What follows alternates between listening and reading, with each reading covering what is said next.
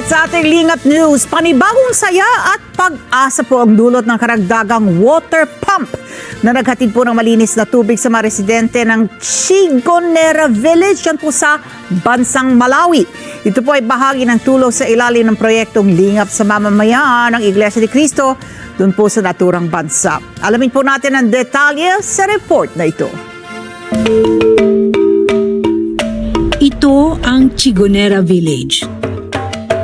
Ito ang isa sa mga pinakabagong natulungang komunidad sa bansang Malawi ng proyektong Lingap sa mamamayan ng Iglesia ni Cristo.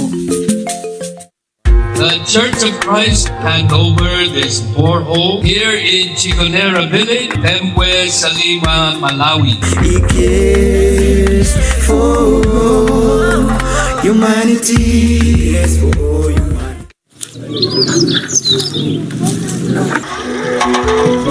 Para makakuha ng malinis na tubig, halos 1 kilometro ang nilalakad ni Chikondi upang makaigib.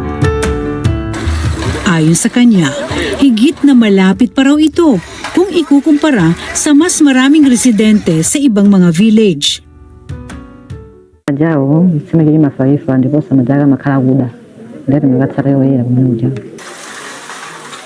Sa araw na ito, habang ang kanyang asawa ay maghapong naghahanap buhay, siya naman ang naiwan para sa mga gawaing bahay.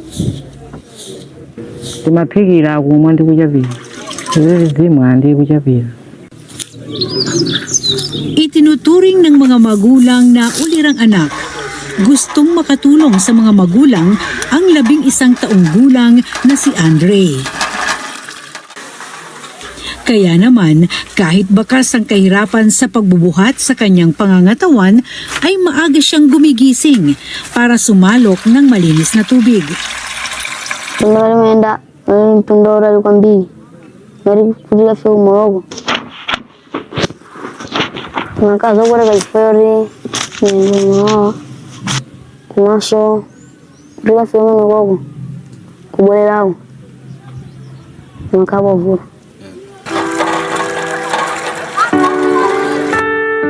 Ito ang araw-araw na buhay ni Chikondi at Andre.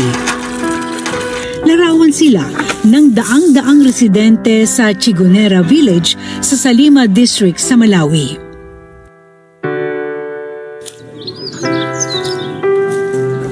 Sa harap ng matinding kahirapang nararanasan, isang magandang balita ang nakarating sa kanila.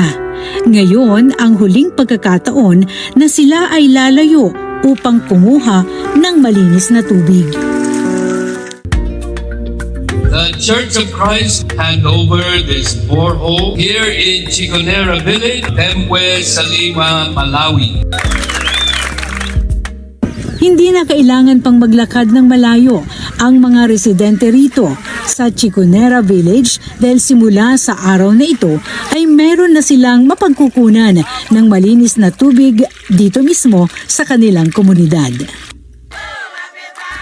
Mababakas sa mga residente ang malaking kasiyahan na mapagkalooban ng malinis na tubig.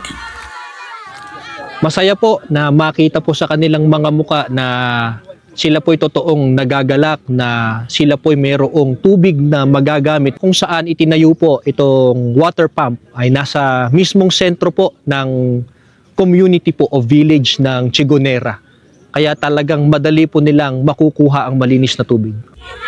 Sa pagsasakatuparan ng proyekto na ito ng Iglesia ni Cristo ay kinuha ang serbisyo ng isa sa mga kilalang construction company sa bansang Malawi. It was very nice to see the people very excited. Clearly, you saw the women dancing. Everybody was happy. Everybody was in good spirits.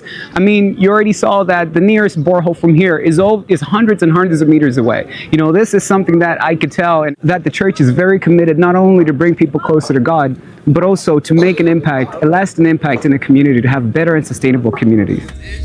Sa panig ng mga nanguna sa aktibidad na ito, sa kanilang pag-uwi ay baon ang panibagong inspirasyon na minsan pa ay nakatulong sila sa kanilang kapwa, lalo na sa mga higit na nangangailangan.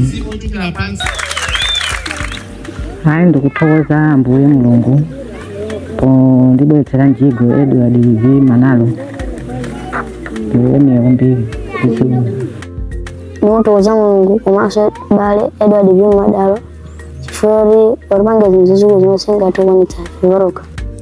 Laila Tumanan para sa Mata ng Agila, matatag, matapang, matapat.